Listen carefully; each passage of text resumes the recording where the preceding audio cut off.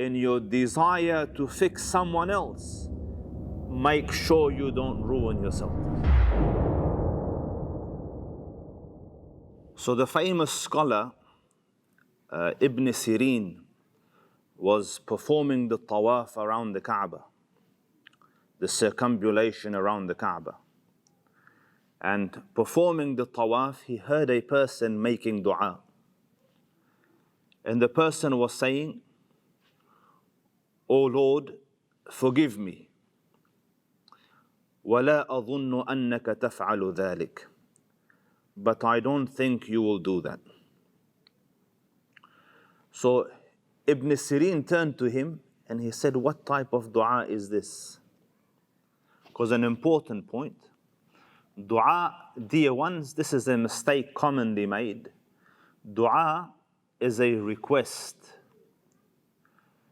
You ask Allah Rabbul Izzah with conviction that He Azza wa Jal grant you your request. You do not include doubt in the dua. You don't say, "I don't think you will do this." And something that is common now, we say, "Allah give you this, insha'Allah, Allah willing." There's no insha'Allah in dua. You don't say, "If you want, give me this." You say, "Ya Rab, give me this." And if He Azza wa Jal wishes to give it to you and it is your khair, He Azza wa Jal will give it to you. But you do not add a clause of doubt or a clause of "if you want" in dua. So don't say, "Allah reward you, insha'Allah." Say, "Allah Rabbul Izzah reward you." So Allah, don't say, "Oh Allah, forgive me, insha'Allah." Say, "Ya Rab, forgive me," and so on and so forth.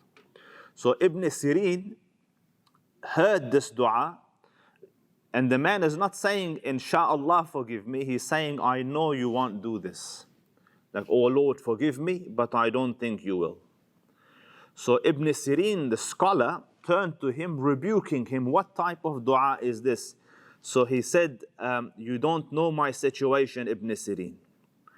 So Ibn Sirin says, "Tell me about your situation."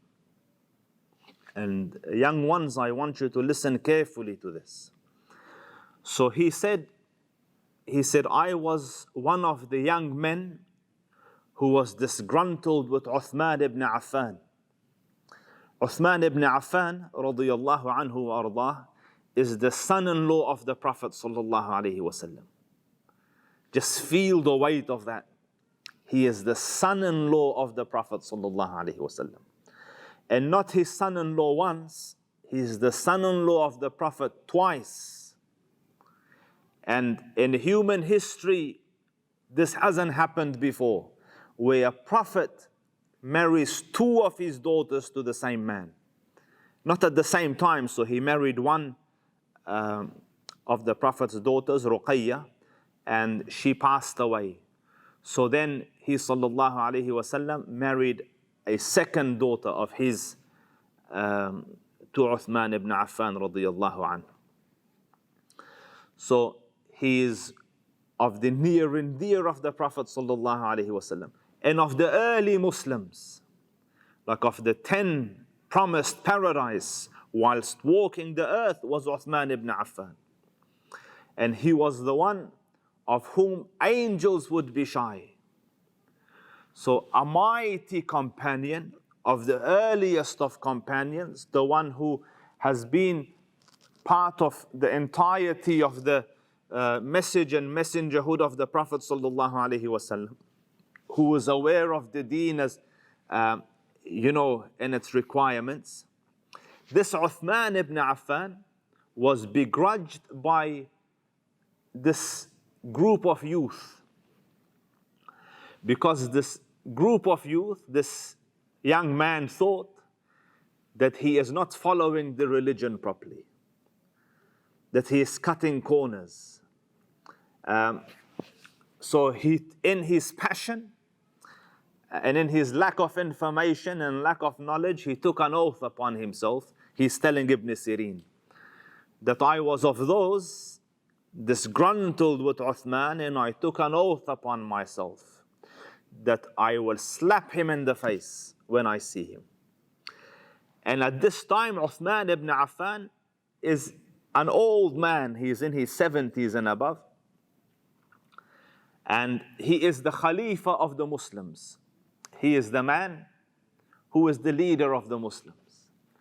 Yet this young kid, somewhere at the outskirts of the Islamic world, has understood that this giant of a scholar, this righteous man that used to finish the Quran once a night, has somehow erred in the deen, and this kid has understood. This giant of a scholar has not understood. This one has understood.